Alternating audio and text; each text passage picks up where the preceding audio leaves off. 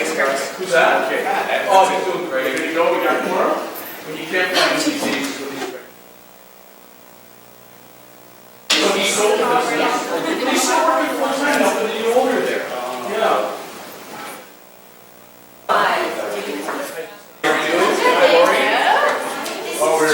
This is Judy, ULA. Thank you, Judy. Councillor Tom Jackson, welcome. Welcome to your church.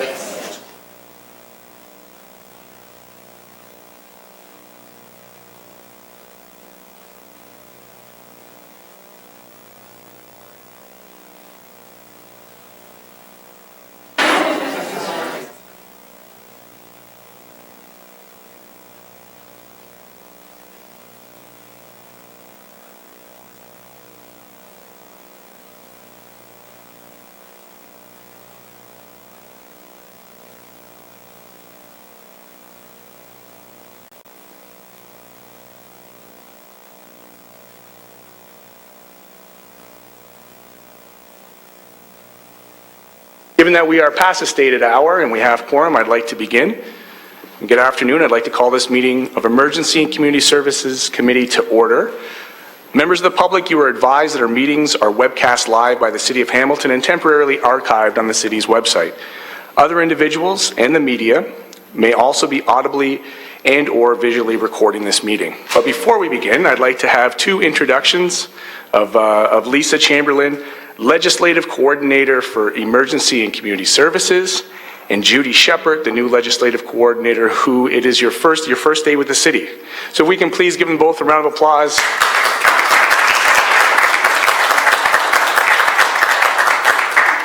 I can say that even in our very early time, Lisa, that your work in the agenda review and just having everything ready to go, we're good. We haven't missed a beat. So certainly welcome both of you to the committee. Great staff, great council, great committee. We're looking forward to working together. So Madam Clerk, are there any changes to the agenda? Mr. Chair, there are two changes to the agenda. Added as item 10.1 is a notice of motion from Councillor Whitehead respecting Ontario Autism program changes. And added as item 10.2 is a notice of motion from Councillor A. Johnson respecting the 2016 National Aboriginal Awareness and Celebrations. Excellent. May I please have a motion to approve the agenda as amended? All those in favor? Carried. Declarations of interest. At this time, I will declare a declaration of interest to prevent any conflicts for the item 10.1 regarding Councillor Whitehead's motion on autism program changes. My wonderful spouse, Jade Jarvis, is an IBI and ABA in-home behavioral therapist, and so there might be a perceived pecuniary interest in the funding requests put forward by the delegates today. So at that time, I'll pass the chair over to somebody else and recuse myself from the conversation, but certainly more than capable for that conversation to continue. Councillor Marula. Mr. Chairman, I had a request that we move 10.1, which is the Ontario Autism Program changes, up to facilitate. I'd appreciate that, and I'll move that accordingly. Excellent. That's moved by yourself, seconded by Councillor Johnson. All those in favor? Carried. Madam Clerk, if you could fire maybe a quick email to the councillor, let him know that this item has been bumped up to Councillor Whitehead relating to his motion. He may at that time wish to bump his motion up respecting the delegation. So we'll still go through the approval of the minutes. May I have a motion to approve the minutes of April 25th, 2016 Emergency and Community Services, moved by Councillor Johnson, seconded by Councillor Skelly. All those in favor? Carried. We have delegation requests for future meetings. Item 4.1, Brian Sibley, Executive Director of Hamilton East Kiwanis Nonprofit Homes, moved by Councillor Johnson, seconded by Councillor Marula. All those in favor?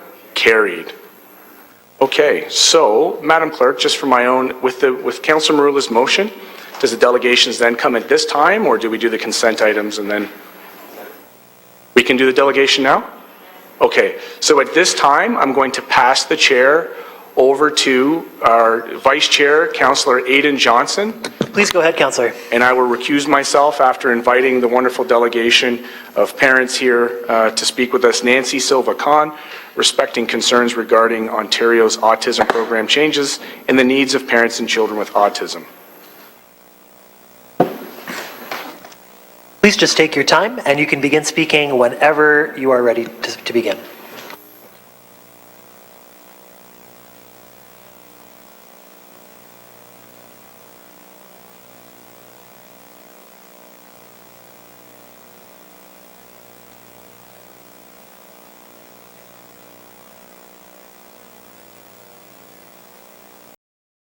Good afternoon, members of council. Thank you.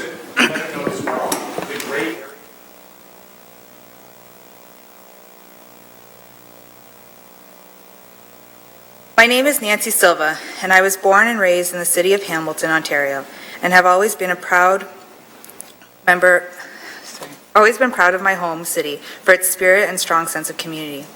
It takes a village to raise a child, and Hamilton is my village. I'm turning to my village today to ask for help. I was blessed with identical twin boys in 2011. My twins have a genetic mutation, will likely leave them blind and wheelchair bound by the time they're 45. They have also been diagnosed with autism and are nonverbal. You can only imagine what my concerns are for their future. So I went through the system and had my boys put into the Ontario Autism Program and did my due diligence and researched. There are two therapies offered by the Ontario Autism Program, ABA and IBI. I would like to tell you the difference between the two. ABA is typically 2 to 4 hours with a max for a block of 6 to 8 weeks. It is parent training centered, which means little to no therapy is done with the child. The focus is instead to teach the parent how to perform the therapy technique. It is goal oriented, which means you only get to focus on one goal, one skill, during that block of therapy. For example, it could be teaching the child how to use utensils to self-feed. One goal therapy for children with moderate to severe autism will cause regression. For children like mine, who are 4.5 years old, who cannot dress themselves, feed themselves, are not potty trained, and do not speak, regression is terrifying. Now, IBI, on the other hand, is 20 to 40 hours a week for a minimum of 1 year. It is one-to-one therapy, meaning the therapy is performed directly with the child, and it is comprehensive. This is the key difference, the key word that I would like you to focus on, comprehensive.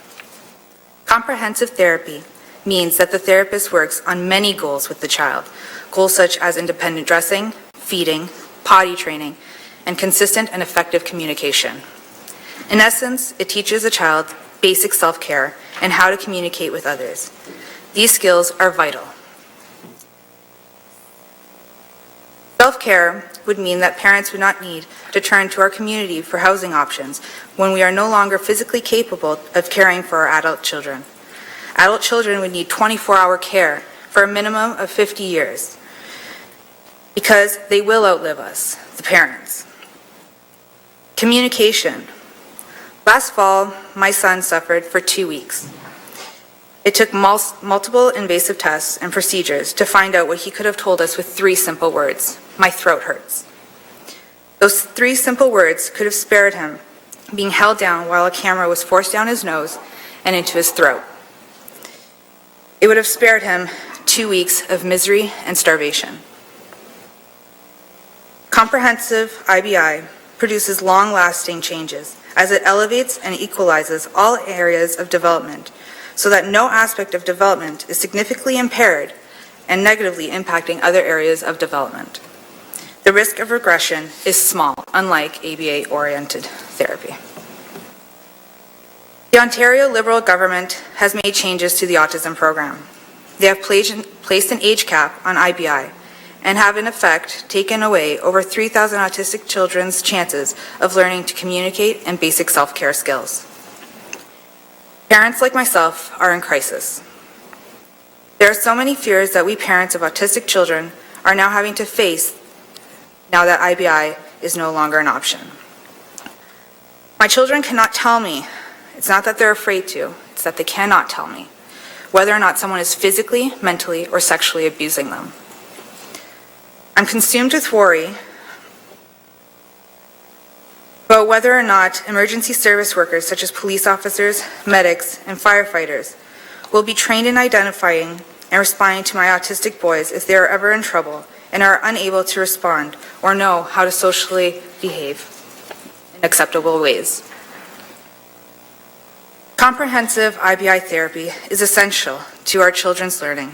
It is an educational model that teaches basic life skills. They have a right to that education, regardless of age. And I say this with confidence because there is no scientific evidence that children over the 5 do not benefit from IBI.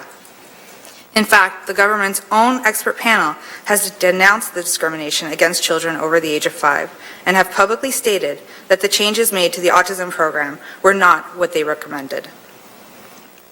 The Ontario Liberal government is offering us a one-time fund of $8,000. This barely covers 2 months of IBI. And they expect these funds to stretch until 2018, when we can then apply for the new program and put on yet another wait list for a therapy model which does not include comprehensive therapy and encourages group therapy rather than one-to-one therapy.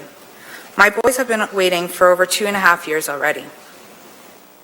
I've spoken with the policy writer of the Ministry of Child and Youth Services, as well as the Premier Senior Policy Advisor. I and my fellow autism parents request help from our community. We implore the City of Hamilton to join the cities and towns like Shelbourne and Mississauga by putting forth a motion requesting the Ontario government reverse their devastating changes and allow access to IBI to all autistic children. I and my fellow autism parent, Aline, would be happy to answer any questions that you may have. And with that, I thank you for listening to our concerns.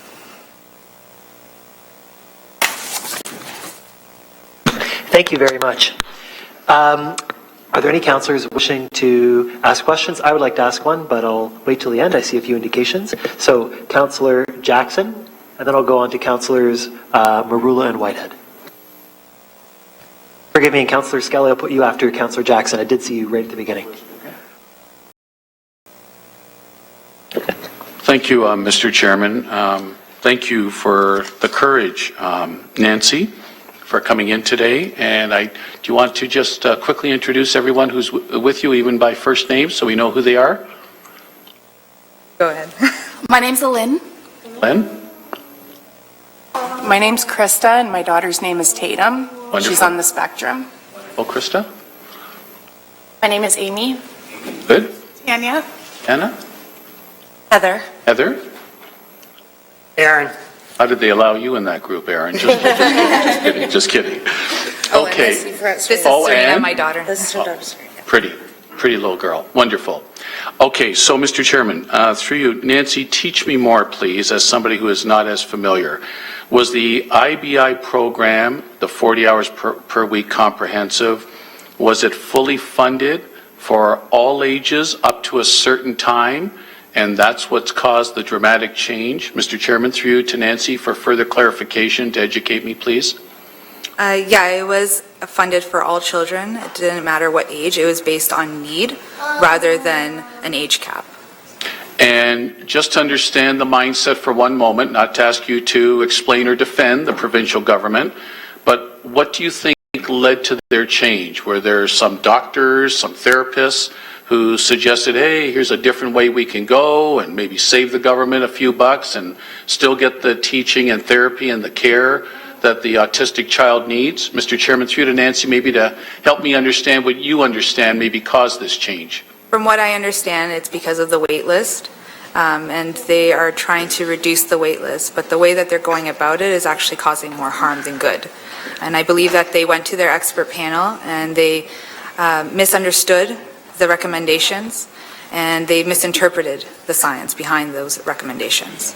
Interesting, very interesting and enlightening and eye-opening to what you've just shared. Mr. Chairman, at the appropriate time, I still have a couple more questions, but I believe Councillor Whitehead has a resolution here before us that captures what we may be able to do, possibly municipally, taking it under advisement. But I would also like to see, with Councillor Whitehead's concurrence, an advocacy motion to the minister enunciating exactly what you've said, Nancy, with the language that you can maybe help us with, to basically get the minister to reconsider the position of funding based on what you've just shared and maybe some misinterpretation.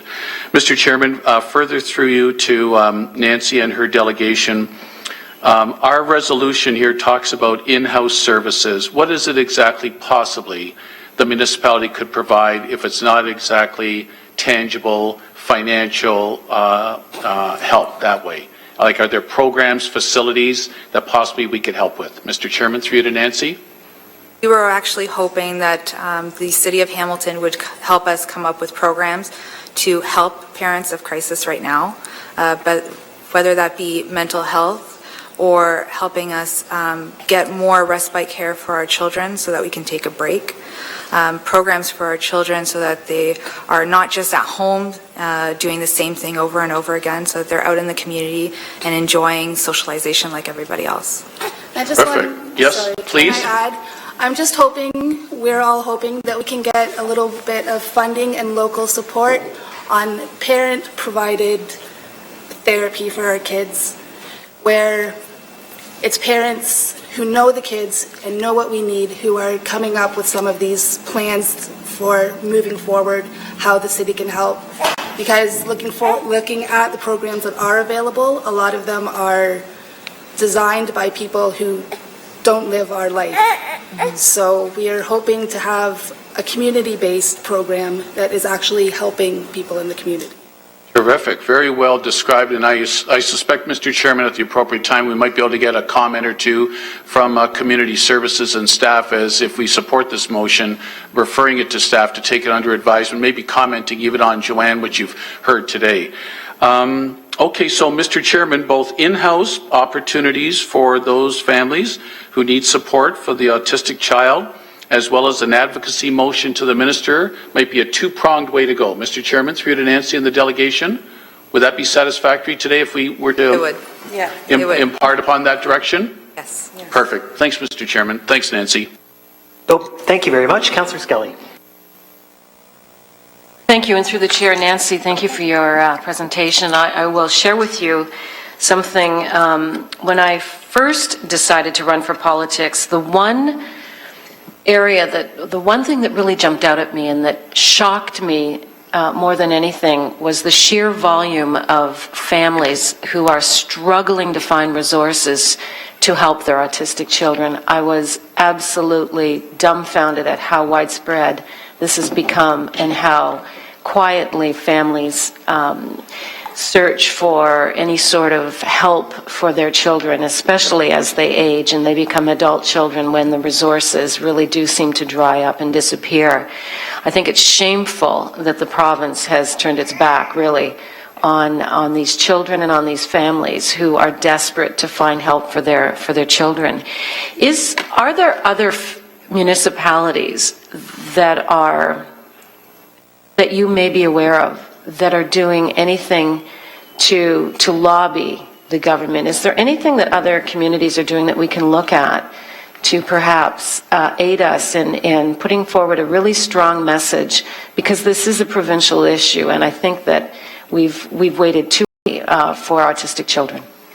I don't have the list in front of me, but I think we can get it for you. Oakville Yeah, was the Oakville, first? Pickering, Mississauga, Shelburne. There's about 6 or 7 cities now that have put forth a motion towards the provincial government, backing us to help us reverse this decision. And we can get all that for you so you can see the different motions that they put forth, but that's... And as far as I know, Oakville did send it to someone here, but I'm not sure. Who it was sent to? Thank you. I think I think if we could put forward a really united front and show that there is a growing number of, it would be nice if we could get all municipalities across the province to say enough is enough. You know, we've heard your stories for so long, and they are so, they're tragic in many ways, because I couldn't imagine how tough it would be to not have those resources and to know that there is something that could help your child, because I've seen families that will argue that intensive IBI therapy is very effective, and it's just a matter of dollars. So just so you know, I will be supporting the motion that is put forward, but I would like to see it even go further. Thank you, Councillor Skelly. Councillor Marula. Thank you, Mr. Chairman. Through you, perhaps staff on this particular question, do we have an idea what the dollar figure would be to accommodate the gap that the province has created locally? Through you, Mr. Chair, I don't believe that we would have that information. Okay. I think it's important to recognize through you, Mr. Chairman, as parents, and I see almost a frustration, I do see the frustration in your eyes in speaking to us, and the dire straits. It's one thing to advocate to the province to reverse the decision. Another one to actually step up to the plate for the time being in order to deal with the issue and ultimately pressure the province to make that necessary change. We did that with home care for seniors. We kept the slack for a number of years, and we actually put enough pressure on them that they actually did reverse that particular issue. I'm prepared to go that distance on this one as well, but we need to know what that number is. And so through you, Mr. Chairman, do you have any idea from your perspective if the province or anyone has that communicated to you what that number might be? Locally for Hamilton, we don't know. We know IBI generally runs around $50,000 a year per child. Privately, yes. And it's usually recommended for a year or two. So it would be a matter of children in Hamilton at the time they would need it. And it also would depend on how many children would age out of the program before even getting the IBI. So this is not just the numbers that you're seeing today, it's the numbers you're going to be seeing in the future. Yes. Exactly. Any child turning 5 before 2018 will not be getting IBI. So any child who is 3 years old right now and they are turning 5 before March of 2018 will not be getting IBI. They will be aged off the wait list and be put into their new program, which we don't know what it is. And even children younger than that, if they're not diagnosed in time now, there are some kids who parents aren't aware of the challenges until they go to school. When you start school, you're already 4 or 5 years old. The wait list, even when they shorten it, they are saying is going to be 6 months to 18 months. So those children still in the future will not be receiving this therapy. And even if you catch it early, I noticed right away at 6 months something was different about my boys. And I was told, wait until they're a year old. And at 1 year old, they said, let's try early intervention and wait again. And at 18 months, I fought and talked to any doctor that would listen to me. And it took up until 2 years old for doctors to put just a requisition in to get a diagnosis. And from 2 years old, we had to wait until they were 3.5. And I was only able to get a diagnosis for one child. And the second child, I was told, wait 6 months. It's been a year. And again, I had to basically kick and scream. And they were going to make me wait until September. So he would have been almost 5. Instead, I managed to get last week. They're now 4.5. So I've got to stress that I don't believe the province, in their wisdom or lack thereof, have intentionally targeted you as parents. It is just literally a cluster screw-up on their part that needs to be addressed, and the only way we're going to do that, I think, is to have a short-term and long-term plan. And in dealing with the province, I know that if one thing to shame them and to call them names and to advocate change, it's another to come forward and with a time frame. In essence, have an intervention to protect you from these expenses for the time being, knowing that it's temporary, to allow the province to reverse its decision. The only problem that I'm faced with right now is not knowing what that number is.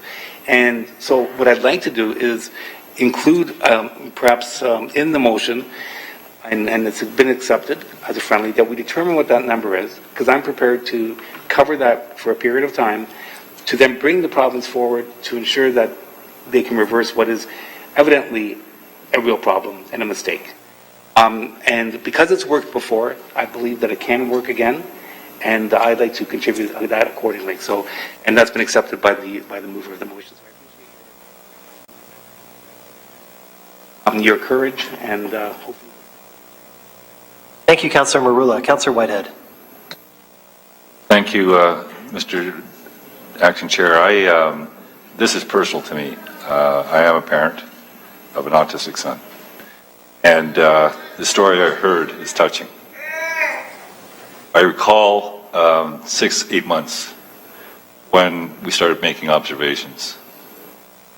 I remember my wife challenging the family practitioner.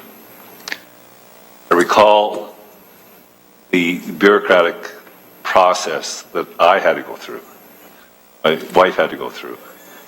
By the time that we had the diagnosis, and clearly the first sign with our son was the eye contact, and not being able to make eye contact, and certainly the stemming, and certainly other elements that were being pervasive when we're dealing with them. I recall about 3.5 years old, we finally got diagnosis.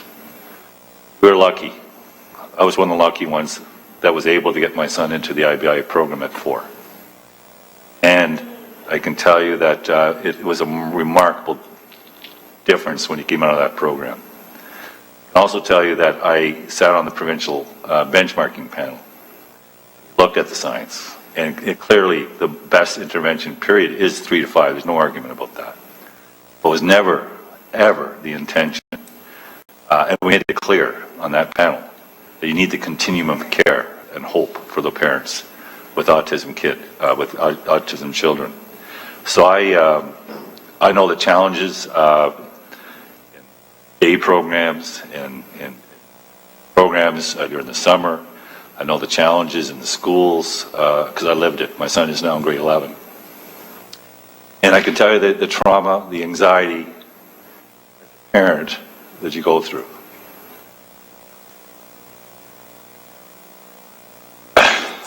It is personal. I could tell you that I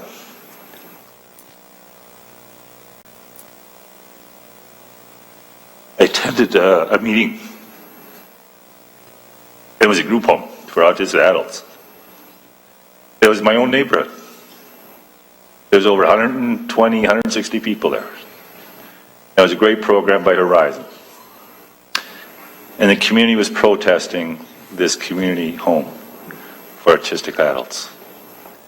I remember the planner being Paul Mallard sitting there next to me. And I remember them all standing up and saying, great program, you provide great services. But, why here? I remember looking over to Paul Mallard and saying to him, if I hear one more but, I'm standing up. Sure enough, I did. So I stood up and expressed to this community very passionately, I'm proud of our neighborhood. I see each and every one of you every day. I walk through this community. I play in the park with my son.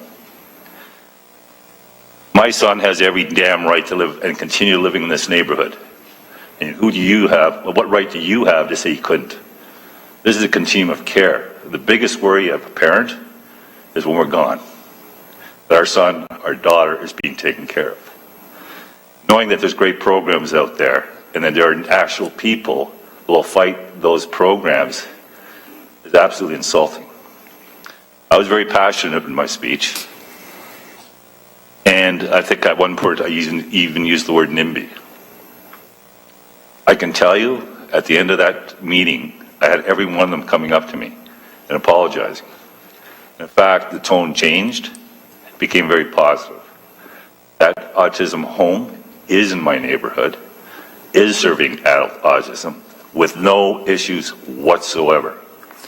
So there's a lot of ignorance when it comes to these kinds of things. And the only way that you can deal with it, you got to stand up. I am proud of each and every one of you to continue standing up on behalf of your children and everyone else that has children in the same situation, not only across the city, but across the province of Ontario. We need to make sure that our kids are taken care of from cradle to grave. We need to ensure there's a continuum of care that provides those comprehensive services that provide hope, because that's all a parent wants. Thank you for coming forth. Thank you.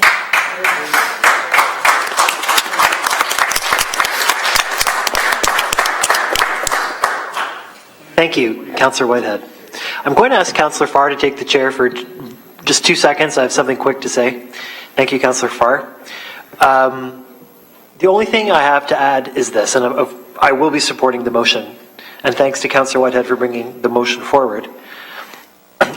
I've learned, actually quite recently, only in the past year through reading, how autism is both a disability and, in many cases, a potential gift to the community as well. And this year I learned a word that I love, which I'm sure is a word that some of you have encountered, probably all of you have encountered, the word neurodiversity. The idea that humans are neurologically wired in very diverse ways. And in the case of autistic people specifically, we know that many autistic people have incredible gifts across the range of intellectual capacity that are augmented precisely because of their autism. And if they are trained properly, if they receive education geared toward their disability, and I'll use air quotation marks, then in so many cases, their gifts can be unleashed, benefiting not only themselves and their families, but the community as a whole. So I think it's very important to keep in mind that in providing the resources that autism-impacted families require, we're not just doing a service to the kids, we're not just doing a service to the families, we're doing a service to the whole needs that enrichment. And I'm so grateful to you for coming forward with this advocacy. I think it matters a great deal. Thank you. Thank you. And I will take the chair back from Councillor Farr. And I believe we're ready for the motion. So, yes. So we're going to move up the motion from the end of our agenda to right now. So I believe procedurally the right thing is for Councillor Whitehead to present his motion. Perhaps he could incorporate the amendment into the motion as he presents it, and then we'll discuss. Oh, forgive me, of course. So a motion to receive this delegation from Councillor Jackson and Councillor Farr. All in favor? Carried. So thanks, guys. You can return to your seats and we'll carry on with the motion part. Okay, thank you for listening to us. Of course. Thank you so much, guys. Fabulous. All right. So I'm going to turn the floor over to Councillor Whitehead for his motion. Thank you, Mr. Acting Chair. I'm going to move the motion. I'm going to speak a little bit to it as well, if that's okay. Whereas our vision to make Hamilton the best place to raise a child includes ensuring that every child in Hamilton has equal opportunity to grow and develop to meet his or her potential. Whereas the Liberal government has introduced a new Ontario Autism program which now only provides limited access to intensive behaviour intervention, that's called IBI, for Ontario children with autism age 5 or older who no longer qualify for government funding intensive therapy. Therefore be resolved that staff identify existing opportunities and recreation programs, individual support, resources, including access to the innovation sensory room space in order to better serve autistic children and respite service for parents. The Children and Home Management Services Division identifies support options for school-aged children through Children's Services as an alternative for families affected by the recent changes to the Ontario Autism Program, and that the staff be directed to report back to the Emergency and Community Service Committee on how Community Emergency Service Departments, programs and services are met the needs of this demographic, and staff be to look at the cost impact of filling the void of the desertion of the province, I guess, I don't know what the word I'm going to use, but the abandonment of the province of Ontario to continue this program in the city of Hamilton and bring those costs back to this committee. And the last one would be would be the continued advocacy of this council to send a very strong message to the province of Ontario that they need to continue the programs from cradle to grave when it comes to our youth that have autism.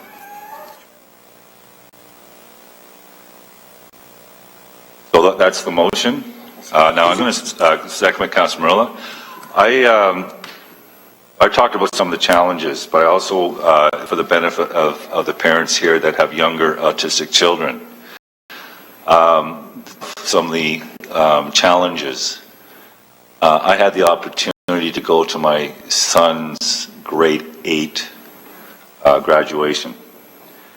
And I can tell you that being W, he's last. And so all the kids went up and got their certificates. And his class were the final class to go up. And of course, he was the last one up. And as he went to receive his certificate, the whole class stood up and applauded. Standing ovation. And it speaks to the fact that we are come a long way with the education of our children. Not just the ones, obviously, that have the challenges, but the acceptance and the attack of ignorance. The support my son received from his classmates was remarkable. In fact, I recall after the graduation, they have a dinner, and he asked me if he could go to dinner. Now, of course, you know that they're not always sociable, as autistic kids are not. But he wanted to go. I was concerned, but he did. And I went to pick him up at 10:45, and I waited. I was just concerned about how he was able to interact. And I looked through the window as a parent that's curious on what's going on, and I see people hugging him left. He was getting hugs from everybody. Everyone had tears. And my son came out the door, and I looked at him with pride. I said, how did it go? And again, because they're a bit detached from some emotions, he looked at me and said, Dad, I had fun. I don't get it though, Dad. I said, what's that? Well, everyone's crying. And I said, well, it's emotional. And because of the autism, he looks at me and says, but I'm going to see them next year. So, very straightforward, there's no color. He says as he sees it. But I can tell you I was very emotional that evening. And I was very proud. Not just proud of him, but I was proud of the system. As many broken parts that there may be, there are very good parts within our system that have created this understanding and sensitivity through the school system in respect to kids with autism. Well, I want to highlight that because that to me is hope. That is part of the hope that we want to cling on to as parents.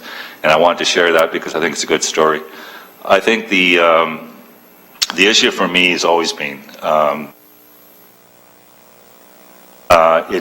it is about the anxiety. You want the best for your child. You want to make sure that every tool that's in the toolbox is being optimized to ensure that your child has every opportunity to excel in society and give back.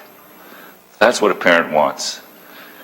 When the province steps in and takes funding away at a set age, it appears discriminatory, but also takes away that hope. It is all about hope. So for those reasons, I couldn't be more personal or closer to this kind of file than most of my colleagues around. But I can tell you, the comments you heard around this table is consistent in respect to the compassion, commitment, and dedication of my colleagues to these kinds of, and understanding to these kind of issues. I have the greatest respect for each and every one of them around this table because they get it. I hope the province does too. And that's why I'm being glad and proud to put this motion forward. Thank you very much, Councillor Whitehead. I have Councillor Jackson on my speakers list, and anyone else, please indicate. Thanks, Mr. Chairman. First of all, folks, that's one of the most eloquent, passionate speeches that I've ever heard Councillor Whitehead give in his 12-year career here at City Hall, and I want to commend him for that. Mr. Chair, absolutely.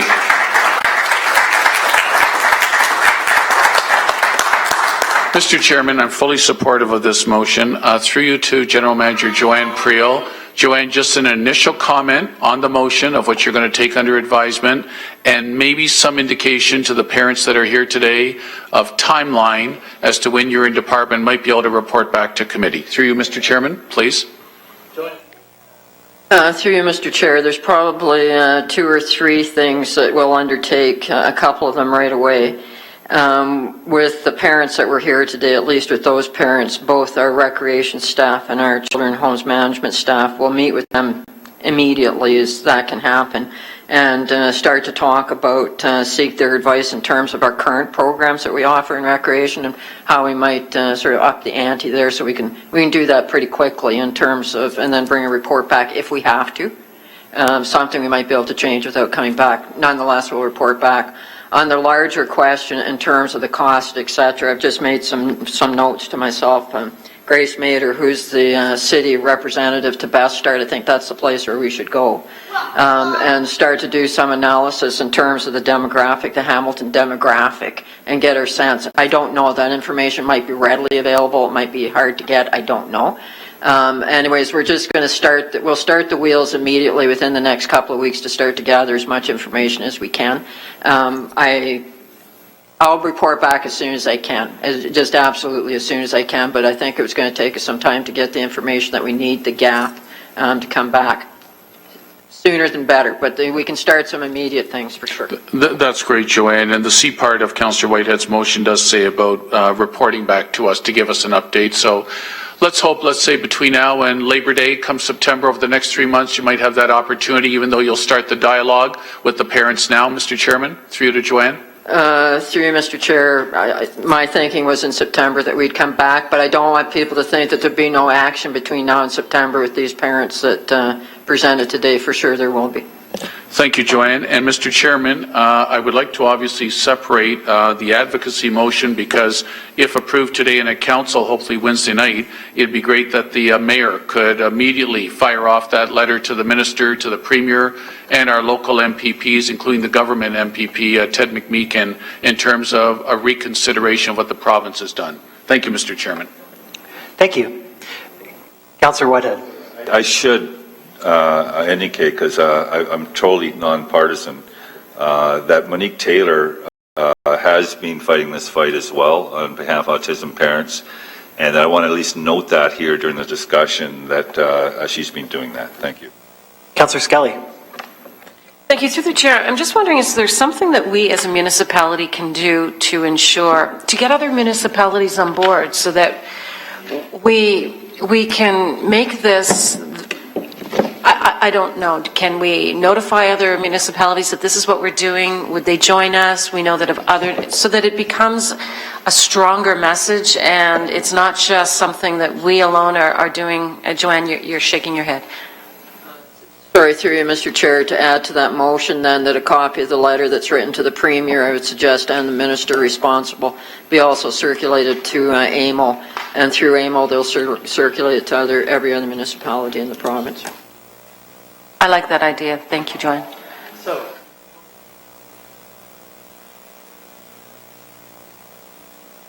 I would suggest it would be a friendly amendment. all right. Consistent. So there's no need for a motion then?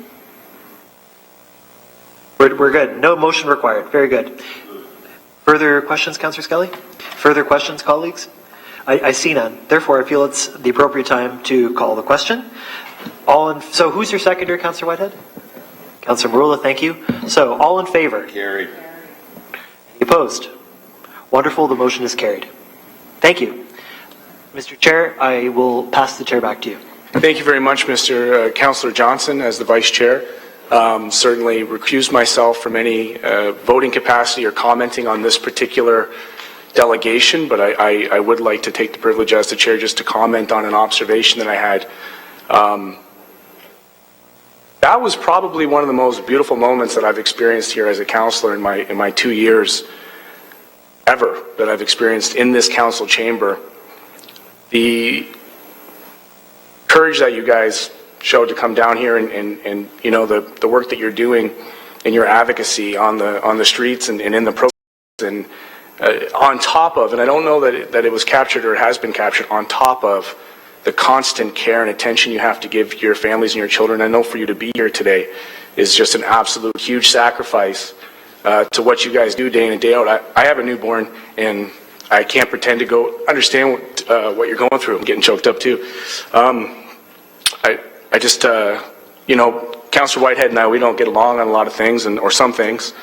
But Councillor Whitehead, I got to say how proud I am to be your colleague here today, that your leadership and your compassion, your eloquence, that is like Jackson said, like Councillor Jackson said, one of the most powerful speeches I've heard in this council chamber to date, and really is a reminder for why I think we all chose to pursue public service.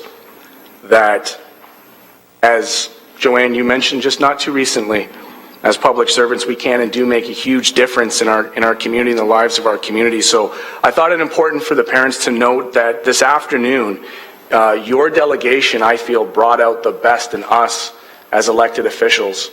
And I can see the work that you're doing and see how it can, and your children can potentially bring out the best in this community.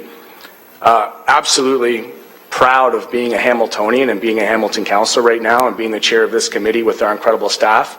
I should note that if you want to take a look at what happened here, because I know it's kind of a bit of a blur and you might have been a little bit nervous, Mr. Joey Coleman has this on a live stream that will be archived, and you can go back and reflect on this and hear the supportive words, because there's going to be some tough times ahead. There's going to be lots of no's and lots of defeats, and you're going to feel like it's the end of the line. But I want you to know that this city supports you. You've heard it here today, and when it comes to council, I'm very confident you'll get full support there as well. This city supports you, your community supports you. We're going to do everything we can alongside you. So those were the comments. I do appreciate colleagues giving me that opportunity to make that comment after the vote, acknowledging my declared interest, and I just wanted to state that you guys are free to go, because the rest of this might be pretty boring to you, actually. Thank you so much.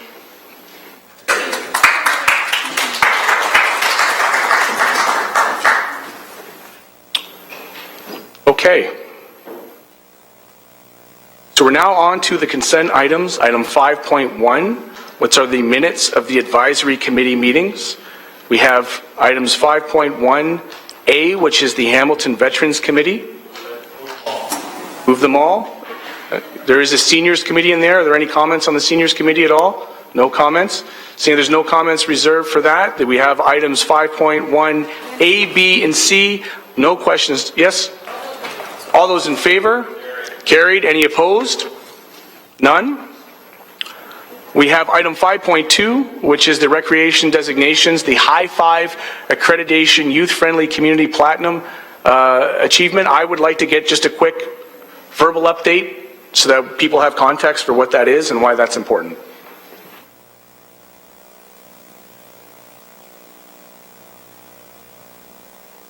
Through the chair, my name is Courtney Groves. I will speak to the Recreation Designations Information Report.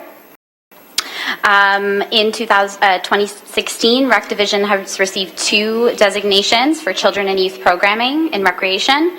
The first is High Five Accreditation, verifying quality programming for children ages 6 to 12. And the second is Youth Friendly Communities designation. We received Platinum level designation, confirming the City of Hamilton assets and opportunities to actively support youth ages 13 to 19. Excellent. So in short, we're moving in the right direction. Are there any questions on this particular one? Just a couple to throw out there, if I could pass the chair over to Councillor Marula. Okay, through you, Mr. Acting Chair. How do we stack up vis-a-vis the rest of the municipalities, comparables? Are we ahead of the curve, or are we just catching up? So Hamilton is proud to be the largest municipality in Ontario to be accredited through High Five, which is very exciting, as well as the second largest municipality to receive a platinum designation as a youth-friendly community. Is there anything that's beyond platinum? So now that we've reached that, no, we've reached... Platinum is... Through the chair, Platinum is the highest designation. So we do know that we have a lot of wonderful youth assets in the community, and we'd like to work with those youth assets to continue opportunities for recreation in the community. Well, certainly fantastic work coming out of the department, and based on the leadership that's being shown, I'm sure they're going to have a new designation. It's going to go Platinum and then Hamilton. They'll have a Hamilton level certification for High Five. Those are my questions. I think it's pretty straightforward. We have Councillor Jackson next on the list. Councillor Jackson.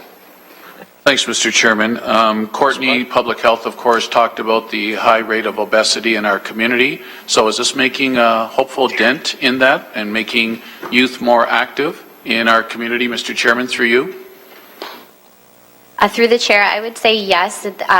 Both the youth platinum designation as well as high five focus on recreation and sport and play opportunities across the community, and specifically for children and youth. So having our youth and children actively engaged in recreation definitely is a step in the right direction. So Courtney, not to add any more work, but if I could leave this thought with you in collaboration with public health, because when public health throws a comment out there, statistically, that high obesity rate amongst our youth in our community, that, you know, it's something we want to arrest, we want to correct, and put it on the trend in a different direction. So all this good work and outcomes, is there opportunities to measure these outcomes so that hopefully that statistical amount can be reduced by what public health has reported in the past? Mr. Chairman, through you to Courtney, please. Through the chair, I would say yes in terms of tracking how many people are accessing our recreation programs, specifically for children and youth. We do a lot of data and tracking as to how many people are accessing our programs and services. We've definitely seen an increase children and youth programming, so I think that's something that we could definitely measure in that capacity. Could I leave it then with you, Courtney, and Brian, and with Jack, maybe in collaboration, just have a conversation with Public Health, Dr. Richardson, just to see, to make sure statistically, both departments are showing similar trends and hopefully going in the right direction based on programs like High Five. So I'll leave that with you. If you could take that under advisement, Courtney, Brian, please. Thank you. And Courtney, I noticed you referenced Westmount, our wonderful recreation center of about 3-4 years old. Is this program, though, available across the city? Mr. Chairman, through you to Courtney. As through the chair, the High Five accreditation is a quality assurance programming across the city. So for all of our recreation programs, ages 6 to 12. We will be hosting a celebration event on Saturday, June 18th at all of the recreation centers across the city. The admission cost for all of the drop-in programs will be the cost of a High Five. So that will be on June 18th. Terrific. I'm very encouraged to hear that it's citywide. Thanks, Courtney. Thanks, Mr. Chairman. Councilor Marula? Chairman, and Courtney, do we in any way, with this rating, are we consulting with other agencies, such as Kiwanis as an example, and identifying them and making it all-inclusive accordingly? Through the chair, yes, it is specifically for the youth-friendly communities designation. That is based on a collaborative effort on a number of different youth-serving agencies across the city. So it's not the City of Hamilton Recreation Division alone that gets to be a youth-friendly community. It's definitely a collaborative effort across all of the youth-serving agencies that were engaged. Excellent. And I noticed in the report you've highlighted a number of these agencies. So it's not strictly our department itself, but it's a community effort accordingly. Through the chair, correct, Right. yes. I just wanted to make that publicly known accordingly as well. And if anybody's wondering, it's Councillor Jackson's birthday today, so that's why he's wearing that. So. We're going to maybe have some official birthday greetings at the end.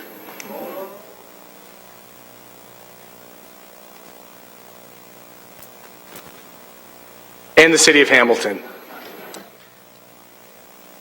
By extension. Councilor Marilla, are those your questions? Councilor Farr.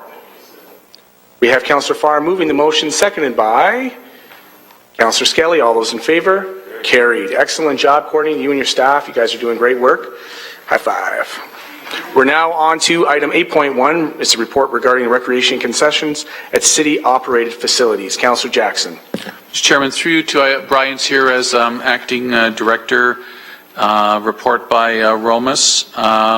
So basically, if I interpret this correctly, Brian, I think Councillor Collins was the one initially who had some interest from local volunteer groups, whether minor hockey, T-ball, soccer associations, volunteer associations. Hey, you know, City of Hamilton, let us run them. We'll not only run them better, we'll make more money. Money goes straight into our pockets, helps the kids, puts more kids in sports and programs. And it looks like, as I read this report, Brian, it has not been exactly the success story that we were hoping for. So maybe a comment from Brian as to why it hasn't been the success story, Brian, we were hoping for, Mr. Chairman, through you. What's been the feedback of some of the volunteer groups and after initial gung-ho desire and why they've tailed off?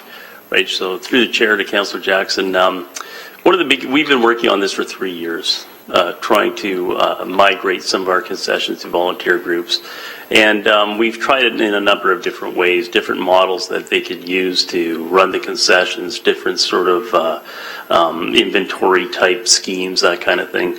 But the stumbling block that we've come across, and this is what we've heard from most of the groups we've dealt with, is they just don't have the volunteer capacity to run the concessions. They've got their hands full right now, just trying to run their leagues, their hockey leagues, their baseball, or, their figure skating clubs. They're having a hard time finding volunteers just to do that, to be coaches and volunteers, that kind of thing. To run a concession is fairly onerous. To run it for 30 to 50 hours a week, you need a lot of volunteers. And what we've been hearing from them is they just don't have the volunteers to do it for the marginal return they're going to get in terms of making money. Now, we did have a successful pilot this last year at Inch Park Arena. They opened the concession for a number of hours a week. They made, I think, about a net $1,000 over the course of the year. They want to continue to do it, but they're sort of the exception to the rule. We haven't really been able to, and we've tried hard. We've, beat this horse from a number of different angles, and we just, I guess our sort of conclusion is, right now with the state, particularly with a lot of the hockey groups, they're just having a hard time surviving, running their programs. They really can't take anything on more at this point. It sounds like a great idea on paper, but from a practical standpoint, we just weren't able to make it happen, or they weren't either. Thanks for the explanation and the history, Brian. Was this mostly for minor hockey, or were there other sports involved? Through you to Brian? It was directed at regular users of arenas, so that was hockey, figure skating, lacrosse in summer. Okay. We also have some sledge hockey groups using our arenas as well. But arena focused though, not ball diamonds, soccer fields, football fields. It was strictly arena focused. So Brian, so we'll allow the Inch Park, obviously the one little exception success story, good for them. Let them continue. Can we then, if today we just received this report and basically close the chapter on this, is what I'm sensing staff would want to do, except for Inch Park, can we definitely get a communication, Mr. Acting Chairman, out to the arena users and stakeholders, so that from time to time we all within our own groups as members of council will get appeals saying, hey, Councillor Jackson, I'd love to try that. I go, well, wait a second, we've offered it for 3 years. So you're getting what I'm saying, Brian? Get some messaging out to Hamilton Minor Hockey Council, girls hockey, sledge hockey, all those user groups saying, hey folks, 3-year pilot, we've tried, only one of 35 came forward, etc. Just wanted to let you know that unfortunately we're going to continue operating it more or less as a city-run program. Is that fair, Brian? Yes, we'll absolutely do that. Terrific. Thanks, Mr. Acting Chairman. Thank you. Thank you, Mr. Acting Chairman. Thank you. I have Councillor Farr. Thank you, and it was a good try. I believe Councillor Collins was the one who initiated going after this and trying to, number one, offset some of our operating costs, but number two, offering operators groups out there. We're always looking for a few extra bucks, and if it means, $20 off my son's next Husky shirt, I'm all for it. And with that, as you know, Brian, I'm in rinks quite a bit. When I can anyway, and one thing I noticed, and this falls under page 3 of 4, in the improved internal operating model, and you continue to seek efficiencies, and you've got a number of points and ways you're going to optimize what we do when we're open, rinks and others. But where we have concessions, I couldn't help but notice, being in the rinks a fair bit, weekends and so forth, that we took away the opportunity for those kids that are working the concessions that do a great job and don't make a whole heck of a lot of money doing it, although they are afforded opportunities that other jobs wouldn't, like being able to study for your McMaster exams and do things like that, which I hold no grudge. If no one's ordering hot chocolate, study away. But the tip jars have been removed. When did we do that, and was that some kind of decision, internal decision, or was that a committee decision? It may seem like a small thing, but every rink I go to now, I ask, where did your tip jar go to? And the kids say that they were ordered to take them away. I'm going to let Don Walton answer that question. Through the chair, the reason they were removed was the cash handling audit came in place, and we were told that it wasn't a correct auditing process. So we do have a process when we do catered events, so we can look into reviewing how we can allow a tip jar, but meet the needs of our cash handling and process as well. So I can definitely look into that for you, Councillor Farr, and see if we can get a clean process that's audited and trackable that will help offset the concerns raised by our auditors, but allow those children and youth to still benefit from a tip jar. It just needs to be documented in some way, is I believe what the issue was. So I can look into that.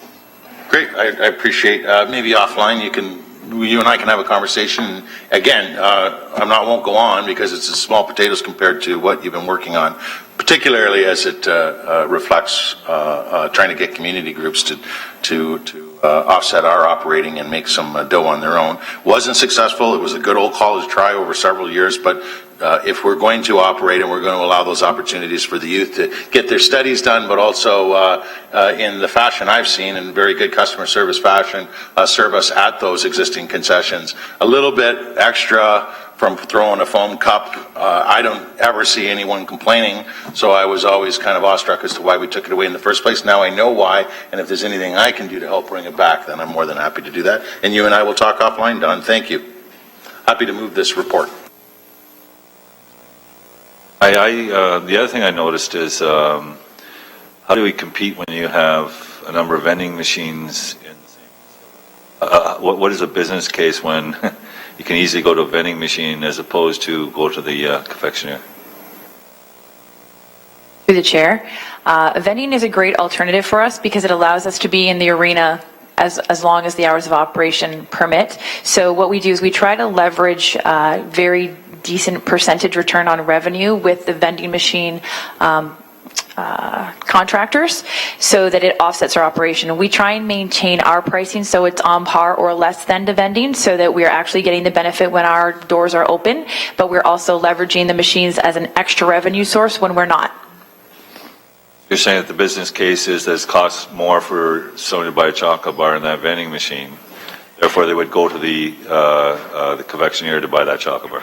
Correct. So the model currently is the same or cheaper in our concessions, and we review that regularly. We have a pricing audit that's going to be going on as part of our operating model to actually evaluate what is the best price for us to be offering our product versus vending, and that will be coming forward as part of our review as well. Because the reason I asked that, because I remember buying a chocolate bar, it was the exact same price. So that's why it makes sense if you had a higher price on the vending machine because of the service and some of that. But I mean, if you had a choice of buying that and there's a lineup, or not often lineups, you would go straight to the vending machine. So to me, it sounds counter to what you're trying to achieve. And I understand the business model. I just hope that that we're not pricing those things at the same as what they're trying to sell and provide a service for.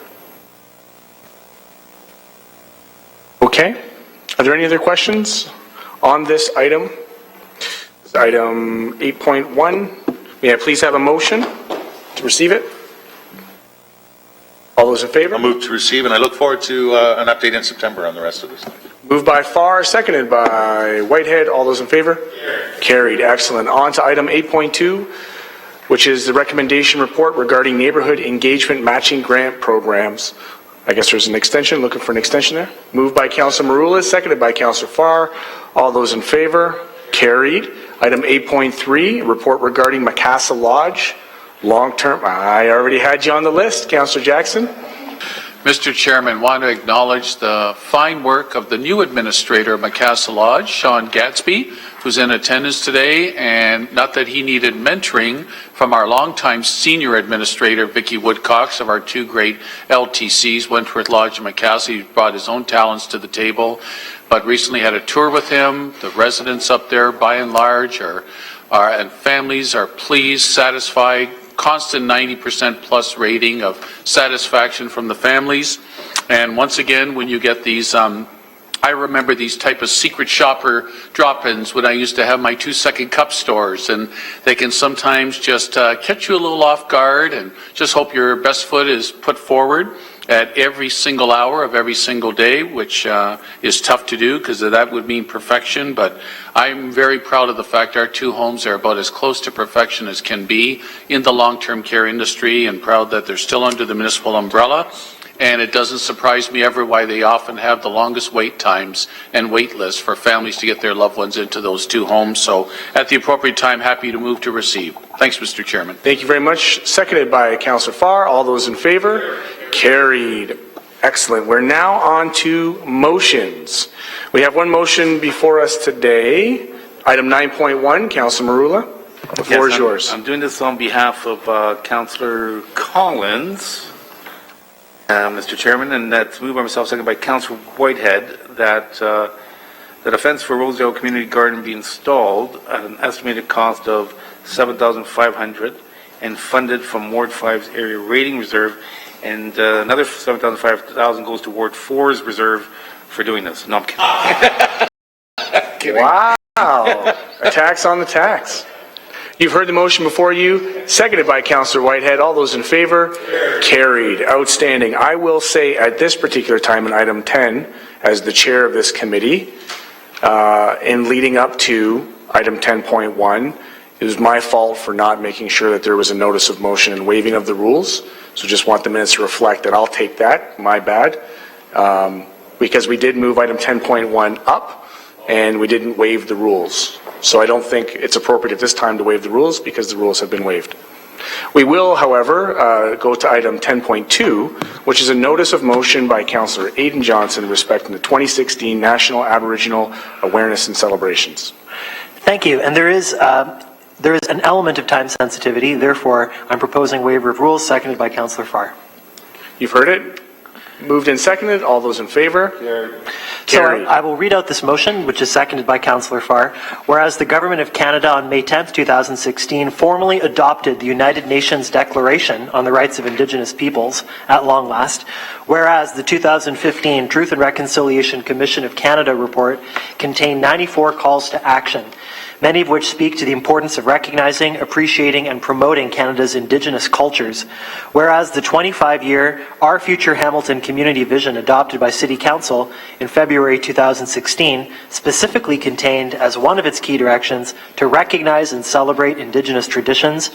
Whereas the City of Hamilton has formally constituted the Hamilton Aboriginal Advisory Committee, which demonstrates the commitment of the city to understanding and supporting Aboriginal issues in Hamilton. Whereas Canada celebrates National Aboriginal History Month in June of every year to honour the heritage, contributions, and cultures of First Nation, Inuit, and Métis communities across the country.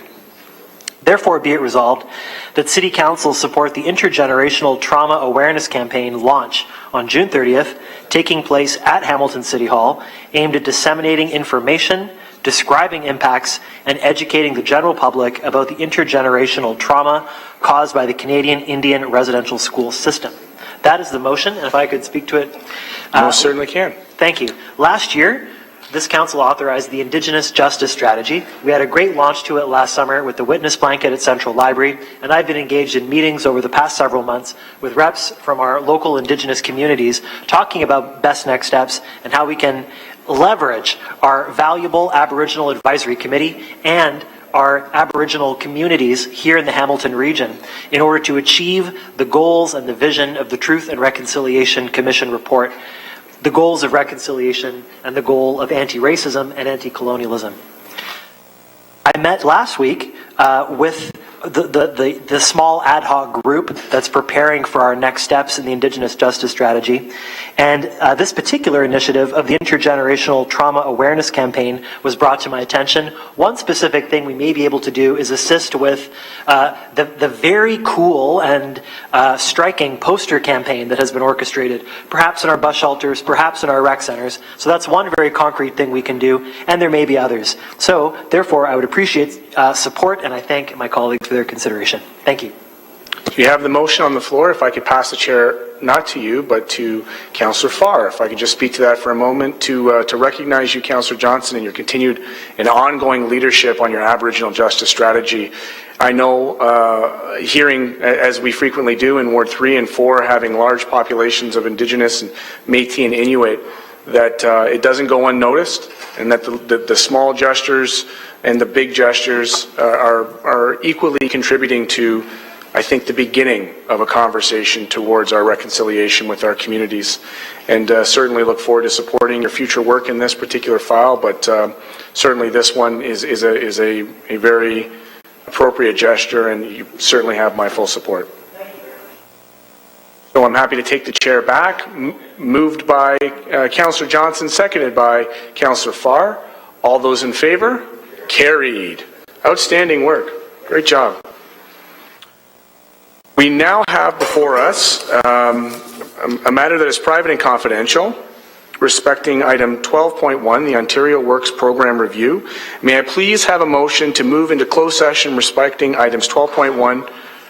I'm going to read it all out pursuant to section 8.1, subsection B and F of the city's procedural bylaws 14-300 and section 239, subsection 2, subsections B and F of the Ontario Municipal Act 2001 as amended, as the subject matter pertains to personal matters about unidentifiable individuals, including citizen employees, and the receiving of advice that is subject to solicitor-client privilege, including communications necessary for that purpose. Moved by Councillor Whitehead, seconded by? I'll second that. Seconded by the birthday boy. Yes, most certainly is. All those in favor? Carried. Can I now ask the public and any staff who are